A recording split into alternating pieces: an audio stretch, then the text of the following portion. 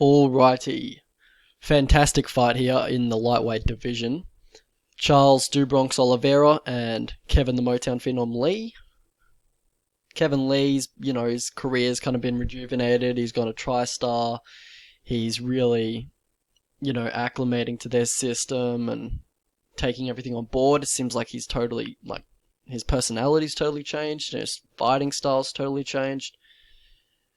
He comes in with this wide stance now and starts looking for the jab more, especially when he has that long, that long reach. And he'll have a 3-inch reach advantage in this matchup over Charles Do Bronx, although his height is incorrect on this website. I think it's about 5'9". I'm not sure, actually. Yeah, not sure. We'll see when they face off, but Do Bronx is taller, for sure. Kevin Lee, he's fought 5-round fights in his career, and he's lost 3 of them. So if, there's a question mark there about whether his gas tank is up to scratch with a 5-round fight, if he's conditioned well enough to go 5 hard rounds, or he has a pacing issue. Also, he's gone the distance twice in his last 12 fights, and that's common with his opponent, who hasn't gotten a decision in the last 5 years. Charles Do Bronx, he's 5-0 in the UFC when the UFC come to Brazil.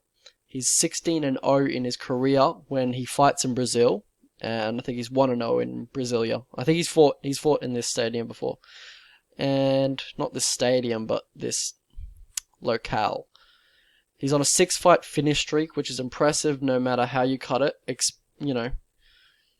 You can say it's against poor competition, but still impressive. 6-fight finish streak in the UFC when you're fighting top 20, top 30 fighters in the lightweight division. This will be a home country fight for him, as I said before, so we'll see how Kevin Lee reacts to the crowd. He's already fought in Brazil when he first fought Cisco Trinaldo, and I think he flipped the bird to the crowd at weigh-ins. He seemed to be having a good time in there. I don't think it'll affect him too much. Another thing to note with Do Bronx is that every time he's had a step up in competition, he's kind of wilted. He hasn't performed to the greatest of his abilities. So yeah, that's something to note. That maybe he's just not a big time player, and maybe this new, his last main event. What happened in his last main event? He got punched in the throat and went down, and that was a TKO for Max Holloway, and a lot of people, weren't happy with that. Weren't happy with the way he went down and way he went about that. So Kevin Lee, as I said before, he comes in with this low stance now. He's got decent power in his kicks, as you saw in the Gregor Gillespie fight. He was pushing Gregor around with those kicks. He's got good snap, good follow through on the techniques on his roundhouse kicks. He'll also, try and throw a stiff jab every time the opponent closes the distance, just because, just to keep that respect. Just to keep the respect in range, at the range that he wants, which is at a kickboxing range, because he usually has the longer reach.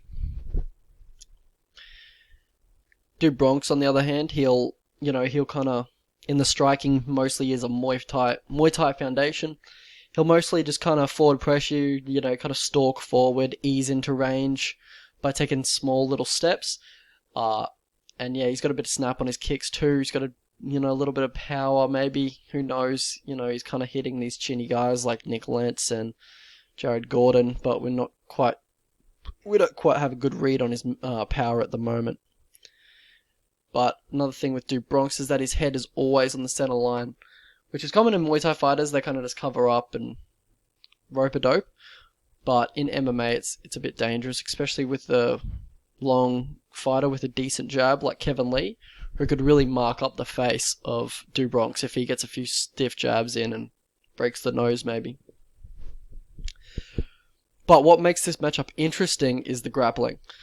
So Kevin Lee, he'll once he gets you to the ground with a double leg against the fence, he'll look for dominant position once he's established top position in guard, and from there he just likes to stack and pass, just to get into side control. Looks to get in a dominant position, as I said before. If he gets on your back, he'll lock in the body triangle and look for a ground and pound from back mount, or a rear naked choke, or elbows from back mount. He's good at defending takedowns on the fence, good at grading the cheese against the cage, good at fighting the hands and spinning out of the body lock when his opponent has a body lock on him. And yeah, like Charles do Bronx, a lot of his takedowns do come from the body lock. His favorite technique is the kind of duck under, and then go for the over under body lock, and then kind of go for the inside leg trip from there. He actually has a very high success rate with takedowns from the body lock and then the inside trip. He's also got a decent reactive double, but again, he's been hitting that against lower competition. Probably won't be hitting that against Kevin Lee with a guy with strong hips, good wrestling base. Unlikely that he gets a reactive double on Kevin Lee. Yeah, so mostly we'll break down the grappling offense of Charles do Bronx at the moment. So he also likes to get the rear naked choke when like he's on the opponent's back. He'll put the body lock in or the body triangle and look for the rear naked choke / ground and pound. Also, I've noticed that he likes to lock up the rear naked choke with his right arm. So that tells me that he's not as proficient in his left arm, as he barely ever goes for it. So if you're in that situation, just try and get your head to the left, the left side of Charles do Bronx, and that kind of nullifies it a little bit. Obviously, don't try and get in that position in the first place, but if you do find yourself in that position, look to go on his left side. Also, another thing Charles do Bronx does is he'll get the Das grip and then look to snap the opponent. Break the opponent's posture. And once he gets down there, he'll be in north-south position. And once he's in north-south position, he usually likes to transition into. Okay, so something popped up on my screen, and I don't want that being shown on, YouTube. So I'm just gonna have to repeat myself. And since I can't go back to see what I said in this recording, I'm just gonna have to probably repeat myself because I probably got cut off mid-sentence. So, yeah, uses the Das grip to snap down to break the opponent's posture, and then he gets a north-south position, and then looks to transition to the back mount, gets the hooks in really quickly, and then, yeah, obviously looks for the body triangle and looks for the rear naked choke from there. Also, another thing I've noticed is that his defense for ground and pound, when the opponent's on top of him, is just kind of throw up a hasty triangle or armbar. Obviously, he has good get-ups. He has decent get-ups. But just when he's in the process of getting up, or if he's just sitting there to take a breather, and he's just kind of getting ground and pounded, he'll just throw up some hasty armbar. And that's, not what you want to do against a guy like Kevin Lee, who will be throwing down heavy ground and pound, and will look to stack and sweep if you elevate your hips for the armbar or the triangle. And he'll, get in side control and look to land some good elbows.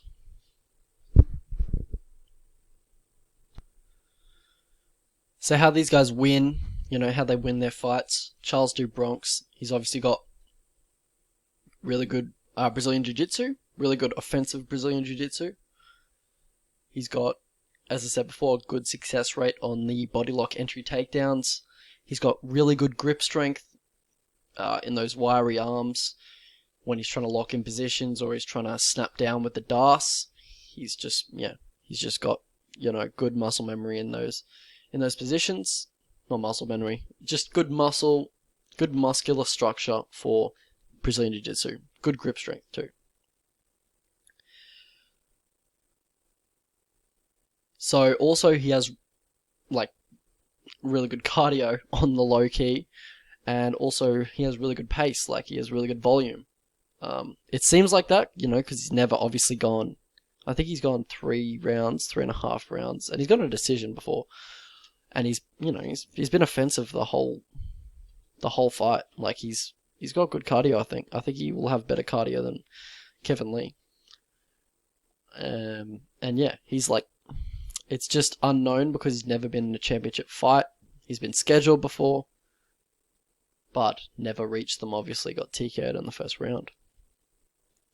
How Motown Phenom wins is mostly when he's, on the front foot. That's when he's striking at his best, I believe. Also, he's got, really good wrestling, a really explosive athlete, good athleticism. He's very proficient at taking the back, as we talked about before.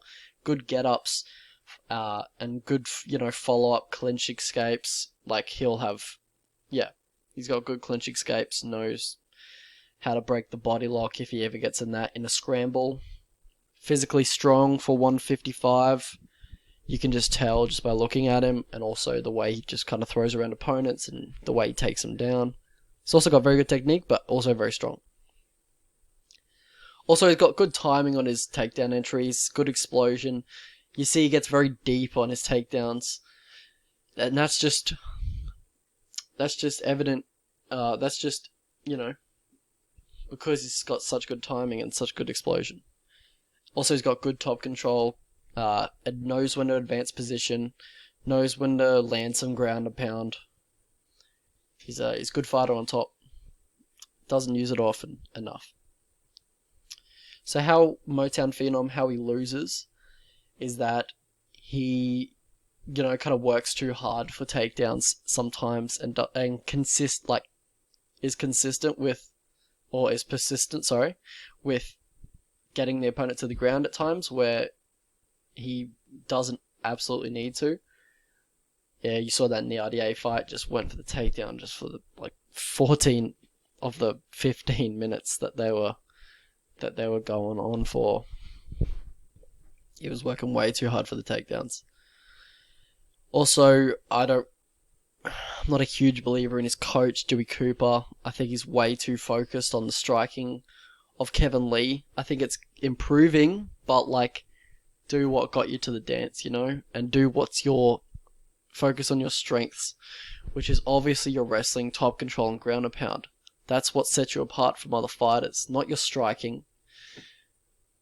And as in his last fight, you saw how he won that. He didn't even attempt a takedown, and he showed a decent arsenal of striking offense. So maybe they're starting to believe in that now, but Gillespie isn't the greatest striker, so I'd say Charles Oliveira is a better striker than Greg Gillespie. So I hope they don't, start only training striking, because that'd be really disappointing.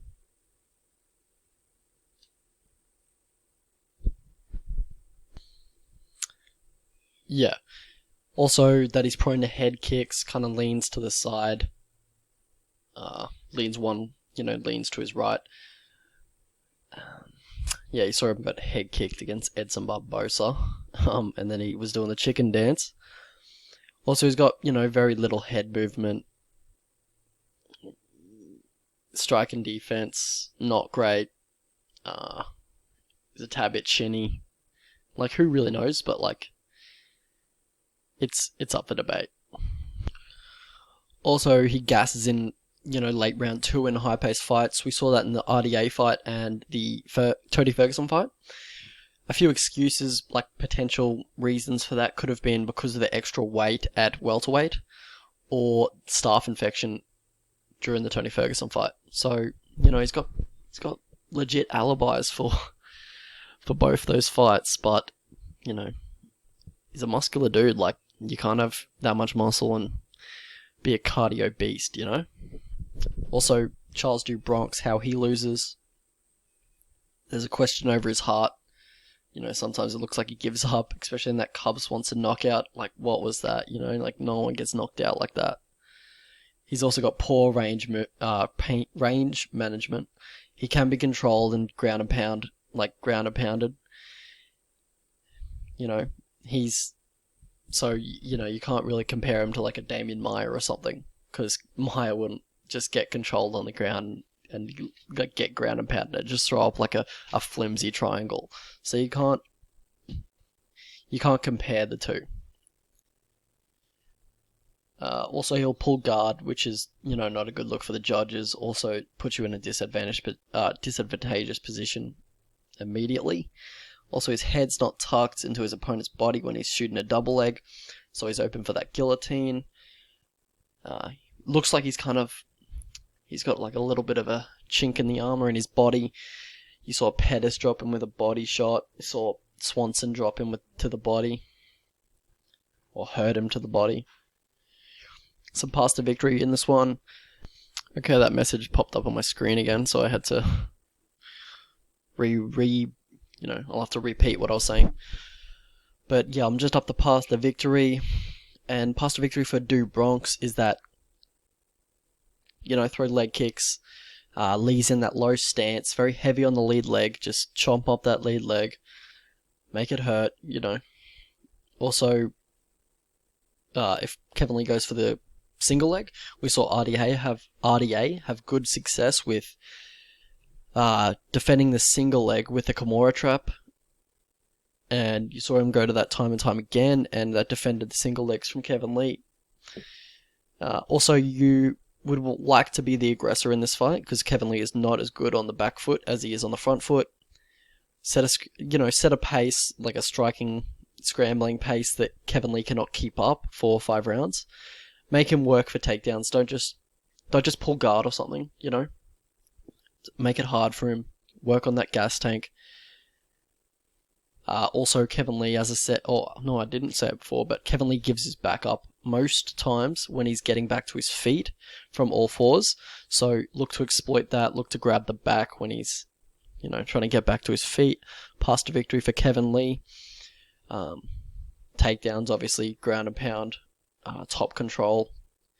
Be patient on top. You've got 5 rounds. No need to wear yourself out. Just get good position, half guard, mount, and then look for ground and pound. Submissions if he gives his back. Follow him to the ground if he pulls guard. If he goes for a flying knee, take him to the ground. If Charles do Bronx is attempting a leg lock and both of his hands are occupied, look for some heavy ground and pound. Obviously, make sure your leg's not in too much danger, but yeah, look for the ground and pound. Also, everything down the pipe, look to land the jabs, the 1-2s, as he doesn't move his head off the center line.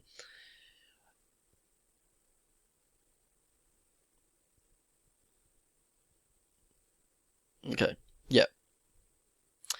So, if you're going for a double leg against the fence, if he looks to grab the guillotine, which is what he does a lot, he uses that guillotine trap takedown defense, then just, sweep the legs to one side, and then you've ended up in side control. Nick Lentz had good success with that against Charles do Bronx.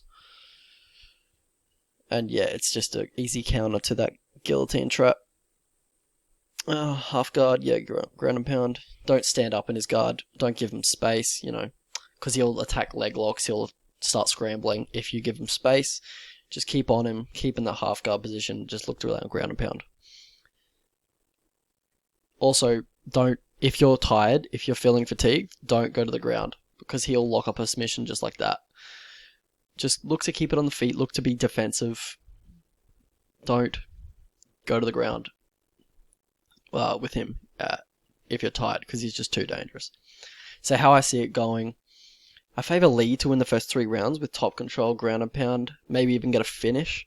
But then after that, it kind of gets dicey. Like if do Bronx has been making him work for the takedowns, he's probably going to be gassed at the start of round 4. And if he gets Lee to the mat, or if Lee takes him to the mat when Lee's dead tired, then I think he'll get the submission. So that's something to look at, like a Do Bronx submission, round 4 or 5. There'll probably be good odds on that, probably like $30, $35. I'd put a little bit on that just as a hedge. That's the only... I see him winning, obviously, in other ways, but that's the most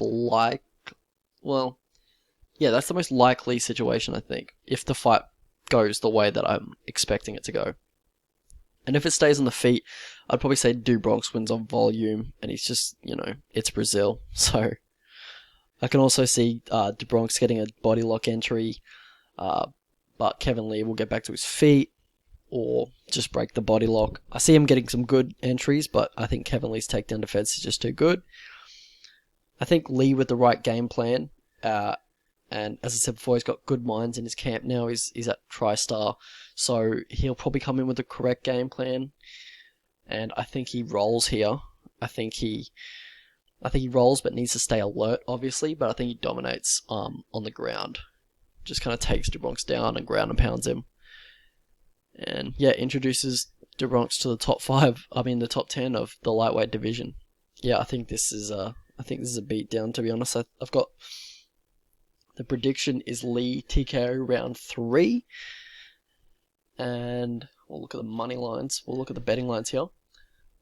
Kevin Lee at the moment for Bet365 is $1.72, which is, yeah, I like those odds. I don't think this fight is that close when you take on all the external factors as well, as DeBronx doesn't show up in big fights. And Kevin Lee, and, but it's in Brazil, so if it goes to decision, you could be ripping your hair out. But I think Kevin Lee actually gets the finish in this one. And if the inside the distance lines are like, $1, if the inside the distance lines are like $4 or $5, it probably won't be. It'll probably be like $3.50. If it's $3.50, I'll probably jump on that with 2 units. But yeah, I think Kevin Lee rolls here. I think I've put 5 or 4 units on him at this price. I think I actually went in cheaper than this as well.